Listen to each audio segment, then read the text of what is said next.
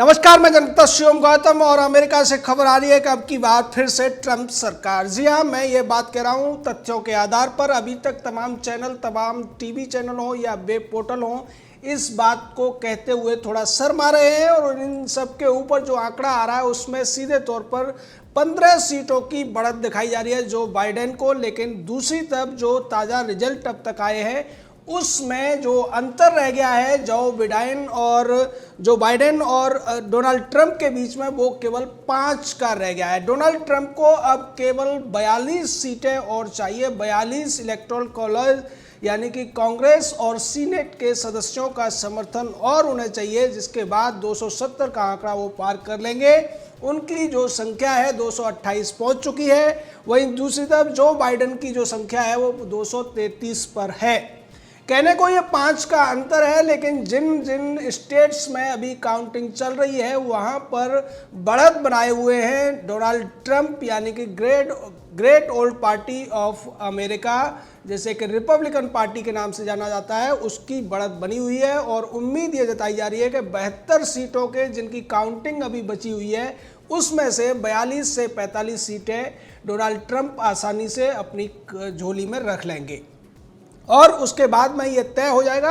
हालांकि अभी आधिकारिक घोषणा इन सीटों की अभी होने में काफ़ी समय लगेगा, क्योंकि जिस तरीके से जो ईमेल के माध्यम से बैलेट मिले हैं उनकी काउंटिंग में खासकर टाइम लग रहा है और हो सकता है कि आज आपको ये पूरा का पूरा 72 सीटों का रिजल्ट ना भी मिले। इसके लिए हो सकता है कल का इंतजार करना पड़े, लेकिन स्थिति यहाँ पूरी तरह स्पष्ट होती हुई दिख रही है।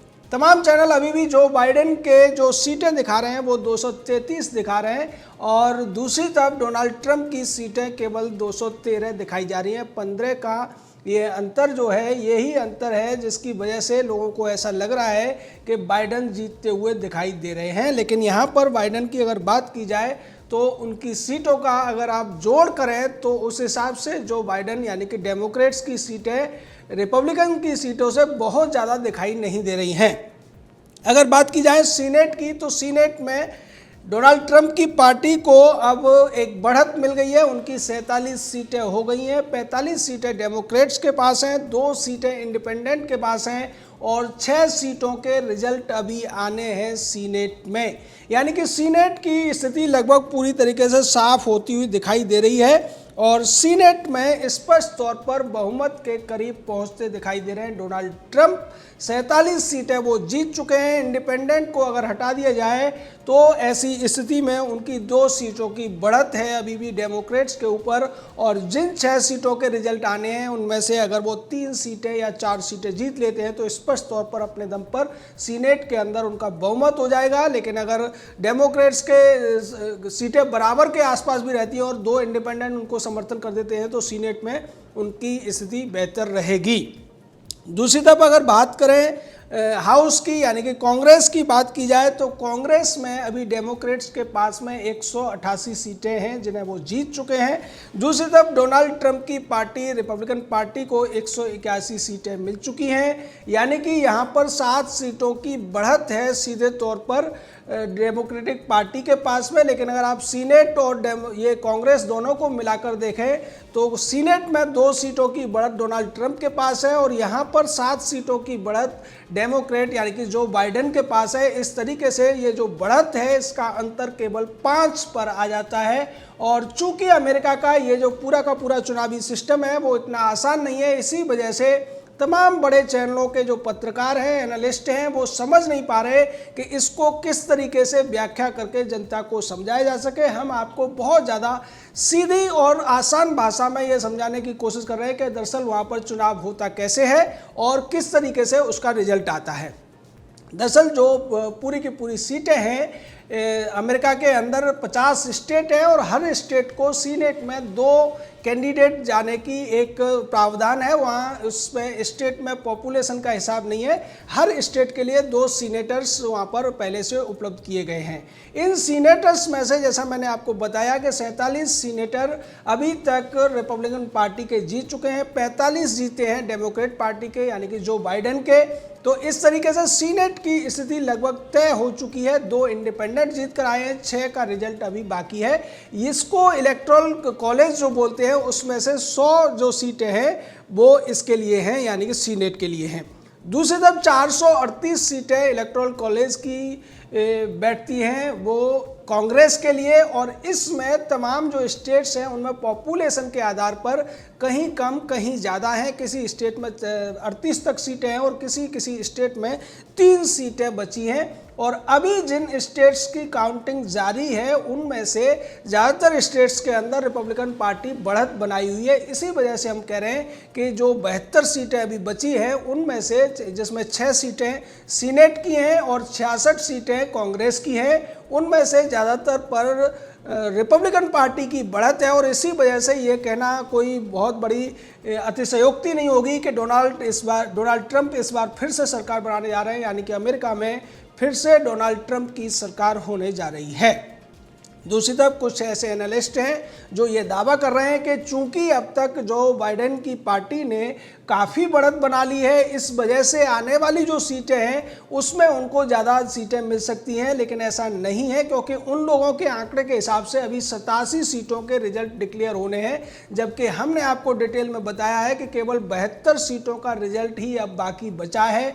वो इस 15 में ही गड़बड़ी कर रहे हैं, और इस 15 को, जो कि सीधे तौर पर रिपब्लिकन पार्टी को मिल चुकी हैं ये सीटें, इन सीटों को काउंट नहीं कर रहे हैं, जिसकी वजह से सारा कन्फ्यूजन पैदा हो रहा है। वो 213 सीटें दिखा रहे हैं डोनाल्ड ट्रंप की पार्टी को, और दूसरी तरफ वो दिखा रहे हैं जो बाइडेन की, यानी कि डेमोक्रेट पार्टी है, उसको वो पूरी सीटें दिखाने की कोशिश कर रहे हैं, जिसकी वजह से सारा का सारा कन्फ्यूजन पैदा हो रहा है। और इस कन्फ्यूजन को अगर समझना है तो आप समझ लीजिए कि जो टोटल इलेक्टोरल कॉलेज है उसकी जो 538 की संख्या है, उसमें से 270 चाहिए किसी भी व्यक्ति को राष्ट्रपति बनने के लिए। यानी कि भारत की तरह वहाँ नहीं होता है कि एक तरफ राज्यसभा है एक तरफ लोकसभा है। यहाँ लोकसभा में जिसका बहुमत होता है वो प्रधानमंत्री बन जाता है, लेकिन अमेरिका में ये होता है कि संयुक्त रूप से दोनों सदनों का जो प्रतिनिधि जीत कर आते हैं, उन सभी प्रतिनिधियों में से 270 का समर्थन जिसके पास में होगा वो राष्ट्रपति बनेगा। यानी कि टोटल कलेक्टिवली यहाँ पर वोटिंग होगी और उसमें से जो जीतेगा वही राष्ट्रपति बनेगा। इसी चीज़ को समझने में लोगों को काफ़ी समय लग जाता है और इसी वजह से वो सही तरीके से रिपोर्टिंग इस मामले में नहीं कर पा रहे हैं। लेकिन हमने आपको खुलकर बता दिया है कि जो 538 का टोटल इलेक्टोरल कॉलेज है, जिसमें से 438 तो कांग्रेस के सदस्य होंगे और 100 सदस्य होंगे सीनेट के। सीनेट के सदस्यों में एक तरीके से बढ़त हासिल हो चुकी है। 438 में से 181 सीटें डोनाल्ड ट्रंप जीत चुके हैं, 188 सीटें जो बाइडेन की पार्टी यानी डेमोक्रेटिक्स जीत चुके हैं। और ऐसी स्थिति में अब बहुमत का जो आंकड़ा है उसको छूने के लिए अगर बात की जाए तो डोनाल्ड ट्रंप की पार्टी को चाहिए 42 सीटें, और दूसरी तरफ इनकी बात की जाए डेमोक्रेट्स की तो इनको ज़्यादा सीटों की ज़रूरत होगी। डेमोक्रेट्स की जो सीटों की ज़रूरत है वो करीब करीब बैठेगी 37 सीटों की ज़रूरत है डेमोक्रेट्स को। लेकिन यहाँ पर कुछ ये कन्फ्यूजन हो सकता है कि 42 सीटें डोनाल्ड ट्रंप को चाहिए, 37 चाहिए जो बाइडेन की पार्टी को, तो सीधे तौर पर संभावना तो जो बाइडेन की होनी चाहिए, लेकिन ऐसा नहीं है, क्योंकि जिन राज्यों की जिन जिन सीटों पर अभी जो काउंटिंग बची हुई है उनमें दबदबा मचा हुआ है डोनाल्ड ट्रंप का। और अगर इसको डिटेल में बात की जाए ये कौन कौन से राज्य हैं तो उसको मैं आपको बता देता हूँ कहाँ कहाँ ये बढ़त हासिल है और कहाँ कहाँ कितनी सीटें हैं। बात की जाए अगर मिशिगन की, तो मिशिगन के अंदर जहाँ पर करीब 18 सीटें हैं वहाँ पर डोनाल्ड ट्रंप की पार्टी अभी भी आगे चल रही है। और उसके अलावा दूसरा जो स्टेट है वो जॉर्जिया है, जॉर्जिया में भी डोनाल्ड ट्रंप की पार्टी आगे चल रही है। पेंसिल्वेनिया में भी डोनाल्ड ट्रंप की पार्टी आगे चल रही है। नॉर्थ कैरोलिना में भी डोनाल्ड ट्रंप की पार्टी आगे चल रही है। तो इस तरीके से ये जो बड़े बड़े स्टेट हैं इनकी जो संख्या है टोटल सीटों की अगर आप देखें तो यहाँ पर 36 और 51 और ये करीब करीब 67 सीटें हैं।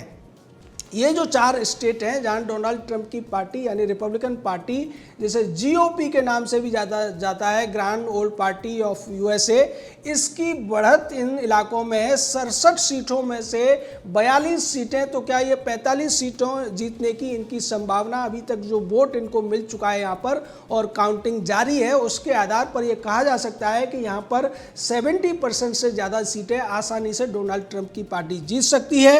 और दूसरे जो स्टेट बचते हैं जहां पर थोड़ी बहुत बढ़त हासिल है जो बाइडेन की पार्टी को, इसी वजह से ये कहा जा रहा है कि डोनाल्ड ट्रंप आसानी से 42 सीटों का आंकड़ा पूरा कर सकते हैं, इसकी बहुत ज़्यादा संभावनाएं हैं। जबकि जो बाइडेन की पार्टी यानी कि डेमोक्रेटिक पार्टी के लिए 37 सीटों का आंकड़ा पार करना बहुत बड़ा मुश्किल काम है, बहुत ही बड़ा हरक्यूलियन टास्क है, जिसको पूरा कर पाना अब जो बाइडेन के लिए संभव नहीं है। हालांकि इसको लेकर एक और संभावना बताई जा रही है। डोनाल्ड ट्रंप ने एक बयान दिया था और उन्होंने कहा था कि ऐसा लगता है वोटों की चोरी हो रही है और हम इसको लेकर सुप्रीम कोर्ट भी जा सकते हैं।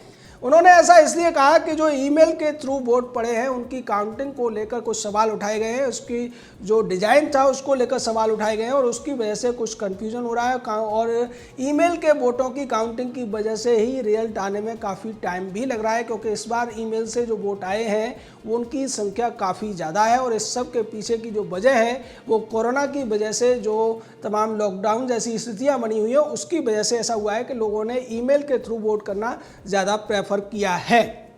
तो अब यह पूरा का पूरा जो मामला है आपके सामने स्पष्ट हो गया होगा और आप ये भी समझ गए होंगे कि हम किस आधार पर ये कह रहे हैं कि डोनाल्ड ट्रंप ये चुनाव जीतने जा रहे हैं। क्योंकि जिस तरीके से अभी तक जो आंकड़े दिखाए जा रहे हैं उस आंकड़े में ये कहा जा रहा है कि बाइडेन की पार्टी को बढ़त हासिल हो चुकी है, लेकिन अगर बाइफरकेट करके देखा जाए तमाम सीटों को तो निश्चित तौर पर इसमें डोनाल्ड ट्रंप की पार्टी और बाइडेन की पार्टी यानी कि रिपब्लिकन पार्टी और डेमोक्रेटिक पार्टी के बीच में जो अंतर है वो केवल 5 सीटों का अब सिमटता हुआ दिखाई दे रहा है। और दूसरी तरफ जो अभी 72 सीटों के रिजल्ट आने हैं उसमें सीधे तौर पर 45 से 50 सीटों के जीतने की संभावना रिपब्लिकन पार्टी की है। तो इस स्थिति में निश्चित तौर पर कहा जा सकता है कि 270 का आंकड़ा छूते हुए दिखाई दे रहे हैं डोनाल्ड ट्रंप, और इसी वजह से अब की बार फिर से डोनाल्ड ट्रंप की सरकार यानी कि फिर से ट्रंप सरकार होने जा रही है अमेरिका में। हालांकि रिजल्ट अभी आने में काफ़ी घंटे बचे हुए हैं, बहुत स्लो तरीके से काउंटिंग हो पा रही है और उसी की वजह से